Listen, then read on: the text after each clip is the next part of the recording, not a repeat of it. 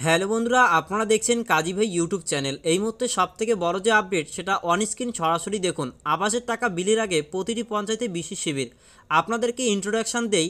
এই মুহূর্তে বাংলা আবাস যোজনা ঘরের যে যোগ্য অযোগ্য, পাশাপাশি রেমালের কারণে যে ক্ষতি হয়েছে সেই ক্ষতির কারণে যারা যারা ঘরের টাকা পাবেন কারা পাবে না, এই সমস্ত প্রসেস আগামী কয়েকদিনের মধ্যে করা হবে। এই মুহূর্তে রাজ্য সরকার পক্ষ থেকে জানানো হয়েছে যে যারা যারা যোগ্য হবেন তাদের ফাইনাল লিস্ট কিন্তু দেবে না, অর্থাৎ তারা কিন্তু এসএমএসের মাধ্যম দিয়ে জানতে পারবেন। তাদের রেজিস্টার্ড মোবাইল নাম্বারে একটি এসএমএস পাঠানো হবে, সেই এসএমএসটা আপনারা ফলো করবেন। তো চলুন আমরা আগে গিয়ে বিস্তারিত কথা বলছি।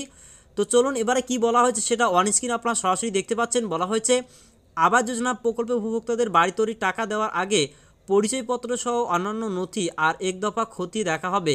এজন্য রাজ্যের প্রতিটি পঞ্চায়েতে বিশেষ শিবিরের আয়োজন করা হচ্ছে। ইতিমধ্যে নথি দফায় দফায় খতিয়ে দেখার পর উপভোক্তাদের নামের তালিকা তৈরি করছে প্রশাসন। এজন্য শুধু বিশেষ পোর্টাল খোলাই নয়, কী কী নিয়ম অনুসরণ করতে হবে ইতিমধ্যে তার তালিকা প্রতিটি বিডিও অফিসে পাঠিয়ে দেওয়া হয়েছে। জানা গিয়েছে এবার সেই তালিকা হাতে কলমে খতিয়ে দেখতে প্রতিটি গ্রাম পঞ্চায়েতে টাকা বিলির আগে বিশেষ শিবিরের আয়োজন করা হচ্ছে। তো মূলত বুঝতে পাচ্ছেন যে কোন কোন ব্যক্তি যোগ্য অযোগ্য তারা কিন্তু একটি প্রশাসন তালিকা তৈরি করছে। এজন্য বিশেষ পোর্টালেই কিন্তু খোলা নয়, তার মধ্যে কিছু নিয়মাবলী রাখা হয়েছে যেটা ইতিমধ্যে বিডিও অফিসগুলিকে পাঠিয়ে দেওয়া হয়েছে। তো সেই অনুসারে কারা যোগ্য কারা অযোগ্য তাদেরকে কিন্তু এবারে এসএমএস করা হবে এবং তারপরে আপনারা কিন্তু জানতে পারবেন যে কী কী নথি আপনাকে যাচাইকরণ করতে হবে। দেখুন বলা হচ্ছে ওই শিবিরে গিয়ে সংশ্লিষ্ট উপভোক্তা নিজের নাম, ব্যাংকের সমস্ত তথ্য যাচাই করে সম্মতি দেওয়ার পর পোর্টালে উপভোক্তার নামের সঙ্গে তার আধার নম্বর সংযুক্তকরণ করা হবে। উপভোক্তার পরিচয় নিশ্চিত করতে বায়োমেট্রিক ব্যবস্থা রাখা হবে। এছাড়াও যে মোবাইল নম্বরের সঙ্গে আধার কার্ডের সংযুক্ত করা হয়েছে বা রয়েছে সেই মোবাইল নম্বরে ওটিপির মাধ্যমেও পরিচয় যাচাই করা হবে। সম্পূর্ণ প্রক্রিয়া সম্পন্ন করার পরেই আবাসের চূড়ান্ত নামের তালিকায় সংশ্লিষ্ট ব্যক্তির নাম তোলা হবে বলে প্রশাসনিক সূত্রে জানা গিয়েছে। এরপর সরাসরি পোর্টাল থেকেই এসএমএস করে উপভোক্তাদের নির্বাচিত হওয়ার কথা জানিয়ে দেওয়া হবে।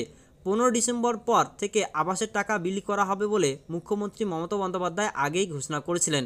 এই মুহূর্তে সবথেকে একটি বড় আপডেট যেটা হচ্ছে ইতিমধ্যে এর আগে আমরা বলেছিলাম যে হয়তো আগে এসএমএস করা হবে তারপর আপনারা টাকা পাবেন। এখানে তেমনটা বলা হচ্ছে না, বলা হচ্ছে প্রত্যেক ব্যক্তিকে কিন্তু এবারে সমস্ত যাচাইকরণ করা হবে, নথি যাচাইকরণ করা হবে। করা হওয়ার পর কারা যোগ্য কারা অযোগ্য হবেন সেই বিষয়টি এবারে কিন্তু আপনারা জানতে পারবেন। অর্থাৎ যখনই আপনারা বায়োমেট্রিক দেবেন এবং আপনাদের তথ্য যাচাই হবে তারপরে গিয়ে আপনারা কারা যোগ্য কারা অযোগ্য সেই বিষয়টি আপনারা জানতে পারবেন।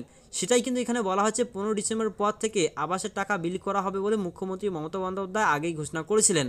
অর্থাৎ এই মুহূর্তে সবথেকে বড় যে আপডেট, আপনাদের কিন্তু নথি যাচাইকরণ ইতিমধ্যে শুরু হয়ে যাবে খুব শীঘ্রই, যেটা হয়তো বা 11-12 তারিখ থেকে শুরু হতে চলেছে। তারপরে 15 তারিখের আগে সম্পূর্ণ হয়ে যাবে এবং 15 তারিখের পর থেকে আপনারা 7,500 টাকা করে প্রত্যেক ব্যক্তি পেয়ে যাবেন।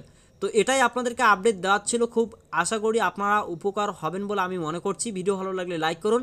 পরবর্তী আপডেট পাওয়ার জন্য চ্যানেলটিকে সাবস্ক্রাইব